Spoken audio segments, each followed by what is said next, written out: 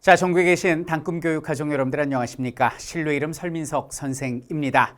자, 이번 시험 잘 보셨습니까? 이번에 시험 보신 분들은 원하는 자격증 따고요. 신나게 이제 자기 꿈을 향해 달려가면 되고, 자, 지금부터 하는 강의는 다음번 시험 42회를 준비하시는 분들을 위한 강의가 되겠습니다. 이번 시험 어렵게 나왔습니다. 정신 바짝 차리셔야 돼요. 이제 독학하고 설렁설렁 공부해서는 이 1급 자격증 따기 어려워요. 전문가의 손을 잡아야만이 쉽고 재미고 빠르게 한 방에 딸 수 있는데요. 전체적인 총평 시작하겠습니다.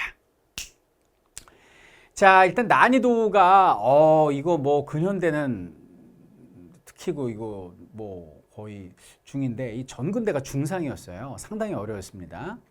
그리고 이제 전회차보다 난이도가 상승이 됐는데 그 원인을 세 가지로 분석을 했어요. 첫 번째는 자료를 줬는데 단서가 미약하더라고요. 그리고 두 번째는 이 선치가 상당히 생소했어요. 그리고 세 번째는 시기 구분이 상당히 난해했다. 물론 우리 수업을 제대로 들은 학생은 풀 수 있지만은 연도 문제도 다수 나오고 해서 학생들이 당혹스러워했을 수 있다라고 말할 수 있겠습니다. 자, 그리고 출제 비율은요, 전회차하고 똑같습니다. 전근대사 60, 근현대사 40이고요. 자, 그리고 주제별로는 전회차 39회하고 비슷한 출제 비율. 정치사가 60% 제일 많이 나왔죠. 그리고 경제사회문화 30%, 인물, 지역 문제 10% 이렇게 출제가 됐습니다. 자, 도형 표현도로 보시면요. 전근대사는 30문제, 근현대사가 20문제가 나왔고요. 시대사별로 보면은 역시 여기는 고대부터 여기는 일제현대까지 이 후반부가 상당히 강세임을 알 수가 있고, 주제사별로 보면 그냥 정치사 판입니다. 정치사가 사실상 한국사죠. 28문제가 정치사에서 나왔고, 그래도 경제사회 빼놓지 않고 3문제, 5문제, 8문제 이렇게 나와줬으니 정치사만 해갖고는 어렵고요. 골고루 공부하라는 출제진의 어떤 의도가 담겨 있음을 알 수 있습니다. 자, 그럼 가장 어려웠거나 귀감이 될 만한 문제, 이 5문제만 봐도 이 40회가 한눈에 보이거든요. 대표 문제 도전해 보도록 하겠습니다.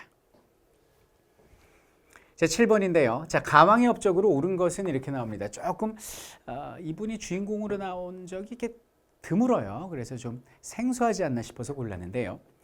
당이 신라를 계림 대도독부로 삼고 왕에게 대도독의 관작을 내렸다, 이렇게 이야기를 합니다. 이거 언뜻 보면 조금 어려울 수도 있는데요. 이걸 기억하시면 돼요. 태종 무열왕 김춘추는요, 여기는 백제를 멸망시키고 죽었어요. 죽고 실제 그의 아들 문무왕이 고구려 멸망시키고 그 다음에 나당 전쟁을 승리로 이끈 사람이 여기는 문무왕이거든요. 근데 보면은 계림 대도독부로 삼고란 얘기는 백제를 멸망시키고 웅진도독부를 만들고 그 다음에 여기는 이제 계림도독부를 만들잖아요. 그러면 이거는 무열왕 때가 아니라 이거 문무왕이구나 이렇게 보시면 되죠. 그래서 문무왕이 너무 화가 나가지고 이런 놈들이 있어. 그래서 나당 전쟁을 벌인 거고요. 그리고 당나라를 몰아낸 통일신라를 물려받은 게 신문왕이 되니까 그렇게 생각하면 당나라하고 갈등 문무왕이구나 이렇게 유추할 수 있는 문제가 되겠습니다. 자, 옳은 거 볼게요. 자, 백성에게 정전을 지급했다 그러는데 이건 통일신라 중대적의 성덕왕에 대한 설명이 되고요. 이사부를 보내서 신라장군 이사부 지하에서 웃는다 독도는 우리 땅 지증왕, 매소성 나당전쟁 정답, 유학교육을 위해서 국학을 설립한 건 공부의 신이죠. 공부의 신이란 이름을 지닌 중대적의 신문왕, 문무왕 아들입니다. 아들. 자, 인재를 등용하기 위해서 독서 상품가를 실시하였다. 원성만 잔뜩 쌌습니다. 원성왕. 이렇게 기억하시면 되겠습니다. 다음 문제 볼게요. 자, 17번 보겠습니다. 다음 시나리오에 등장하는 왕의 재위 기간에 있었던 사실로 옳은 것은 이렇게 얘기를 합니다. 자, 수도로 옮긴답니다. 자, 왜 옮기죠? 딱 보니까 이번에 경의지에 올린 전각의 이름 중에 근정전 나왔습니다. 경복궁에서 왕이 진무를 보는 거죠. 근데 이제 조회도 하고 대신들하고 회의도 하고 이런 정전을 근정전이라고 그러죠. 이거 왜 이름 이렇게 지었어요? 그랬더니 좀 근면하시라고 이렇게 부지런히 돌보시라고 이렇게 했습니다. 아니 무슨 전각 이름을 왕이 안 짓고 대신이 져요? 이 사람이 이 나라를 디자인했거든요. 누굽니까? 조선을 디자인했던 정도전이 되겠습니다. 그래서 왕이 그 머무는 그 집무실을 뭐라 그래? 사정전이라고 그러잖아요. 생각 좀 하고 일해라 이런 뜻이에요. 정도전 무서운 사람입니다. 그럼 여기는 정도전을 등용해서 조선을 건국했던 그 왕 누구예요? 태조 이성계를 묻는 문제가 되겠습니다. 원래 이렇게 이성계 단독으로 안 묻고 보통 이방원이나 세종, 이도를 묻는데요. 이성계를 물었어요. 하여튼 이번 시험 좀 생경해. 학문 연구기관인 집현전이 설치된 건 세종이고요. 자, 왕위 계승을 둘러싸고 왕자의 난이 발생했다. 이게 바로 이성계 때 발생을 했죠. 자, 백성의 유망을 막기 위해서 호패법이 실시된 건 태종 이방원이고, 국조의뢰 누가 만들었죠? 그렇죠. 성종 때 만들어집니다. 궁궐의 공사비 마련을 위해서 상평통보의 100배의 가치를 지닌 고가의 화폐를 마구마구 찍어댔죠. 바로 고종 때 대원군의 정책이 되겠습니다. 좀 생경해서 골라봤어요. 이성계. 그리고 이 주요 왕들이 다 나오니까 이건 상당히 잘 짜여진 문제라고 할 수 있겠습니다. 자, 그 다음에 28번입니다. 가나 사이식에 있었던 사실로 옳은 것은 이렇게 얘기를 하는데요. 이거 우리 많이 본 사료예요. 수업 시간에 별표도 쳐줬는데, 정묘년 때 맹약이라는 게 뭐냐면 정묘호란 때 형을 먹어 주기로 하고 후금을 돌려보냈다는 얘기를 하는 거예요. 그래서 정묘년 때 맹약을 잠시라도 지킵시다. 그래서 몇 년이나마 화를 늦추고 나중에 그 다음에 적의 허점을 노리자. 훗날을 도모하자. 이거 그 청의 4대 관계 요구를 듣고 이야기한 그 최명길, 그러니까 쉽게 얘기하면은 화친을 주장하는 주화파의 주장입니다. 근데 이걸 무시하고 청나라와 대립각을 세웠다가 이제 병자호란이 터지게 되지 않습니까? 그러니까 가 다음이 이제 병자호란 나와야 되는 거고요. 오라 총감 목극 등이 국경을 정하기 위해서 백두산에 이르렀다. 우리나라에서는 접반사 박권, 순찰사 이선부 등이 나갔다. 그래서 백두산에다가 이렇게 비석을 세웠는데 서위암록 동이토문, 그래서 그 간도가 우리 땅임을 이렇게 비석에 새겼다. 뭐 이런 내용을 얘기하고 있지 않습니까?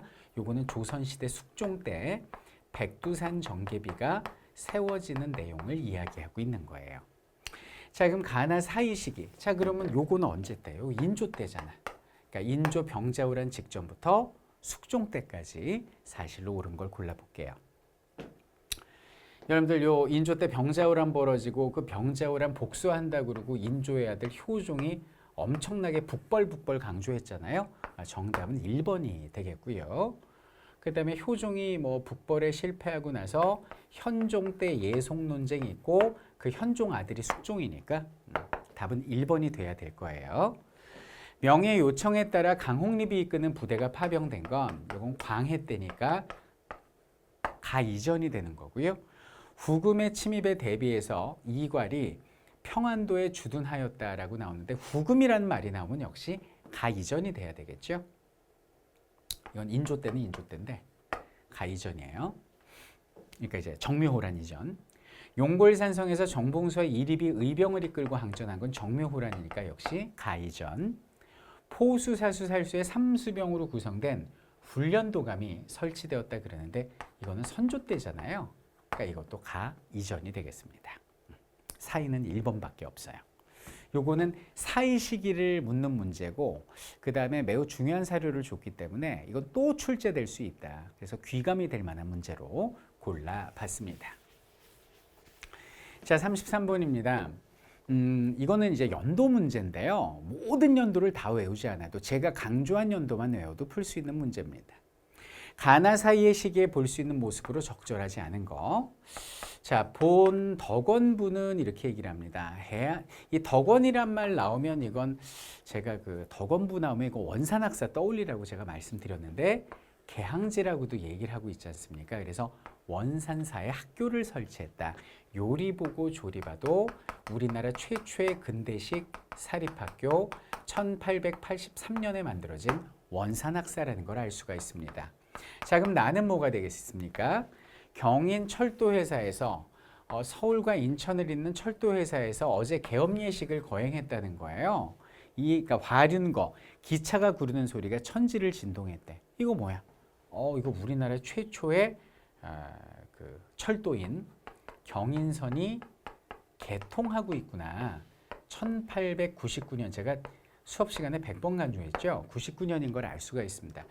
결국 이건 뭐냐면 88년부터 99년 사이에 볼 수 있는 모습으로 적절하지 않은 이전이나 이후를 고르라는 문제가 돼요. 전신선을 가설하는 인부다 이렇게 나오는데 전신전선은 이건 연도까지도 필요 없어요. 전신전선은 제가 뭐라고 그랬어요? 1880년대라고 말씀드렸죠. 그러니까 80년대니까 뭐 요 사이에 낄 것 같아요. 정확한 연도 모르더라도 일단 보자고. 이화학당에서 공부한다. 미션 스쿨은 배제, 이화, 정신할 거 없이 다 80년대라고 그랬어요. 재중원에서 치료를 받고 있다. 이건 우리 연도 알죠? 갑신정변 벌어진 이후니까 1885년이에요. 그러니까 이것도 80년대 걸치고 있고 한성전기 회사 창립을 협의한다. 근데 1898년입니다. 이게. 요 연도 알고 있죠? 그러니까 요 안에 들어가네. 그런데 문제는 1번, 2번이 헷갈린다 하더라도 대한매일신보가 나오려면 러일 전쟁 벌어지는 1904년부터 국권 피탈 1910년까지 이건 제가 무조건 외우라고 그랬거든요. 그럼 1904년에서 1910년이면 나 이후가 되잖아요. 확실한 답이 나온 거예요. 그래서 1, 2번의 연도를 몰라도 충분히 풀 수 있다는 문제죠. 제가 외우라는 것만 외우면 돼요. 자, 이런 문제 하나 더 나왔는데요. 다음 잡지가 발간됐던 기간에 있었던 사실로 옳은 것은 이렇게 얘기를 합니다. 자, 방정환이 이끈 천도교 소년회의 어린이날 이거 제가 1923년 무조건 외우라고 수업 시간에 말씀드렸거든요. 볼게요. 자, 박은식이 조선광문회를 조직하였다 그러는데 이건 나라 망하기 전이에요. 한말입니다. 한말 수업 시간에 배웠고 금수의 유록을 집필한 것도 한말이에요. 나운규가 제작한 영화 아리랑이 개봉된 건 1926년이거든요. 그럼 여기는 1923년에 어린이란 잡지가 발간이 됐으니까 아, 이거 26년 대략 맞지 않겠나 이렇게 짐작할 수 있어. 근데 이게 언제까지 발간됐는지까지는 몰라 우리가. 그러니 좀 보자고 나머지 것도. 국내 최초의 서양식 극장인 원각사가 건립됐다. 이거 1908년이라고 제가 한말이라고 수업 시간에 강조했죠. 나라 망하기 전 1910년 이전. 주시경이 국문연구소를 세워서 한글을 체계적으로 연구한 것도 1907년 나라 망하기 3년 전 한말이라고 그랬어요. 전부 다 나라 망하기 이전의 내용들, 한말의 내용들이고 요것만 일제강점기 같은 1926년이잖아요. 그래서 답은 쉽게 우리가 3번으로 고를 수 있는 겁니다. 그 자격증 하나 따겠다고 그 수많은 연도와 그 수많은 시간을 다 기억할 필요는 없어요. 여기는 전문가가 반드시 출제되니 꼭 기억해달라는 그 연도만 아니면 제가 아예 암기까지 시켜드리잖아요. 그 연도만 기억하시면 충분히 1, 2급 자격증을 딸 수 있습니다. 자, 아직도 무엇이 중요한지 무엇이 중요하지 않은지 몰라서 답답하게 고통스럽게 자격증 준비하시는 분들 계십니까? 제발 그렇게 걱정하고 힘든 가시밭길 가지 마시고요. 여기는 태권 설민석 선생과 함께 왕도로 달려봅시다. 가장 쉽고 재미있고 빠르게 끝내드리는 여기는 설민석의 한능검 여러분들을 승리자로 만들어 드립니다.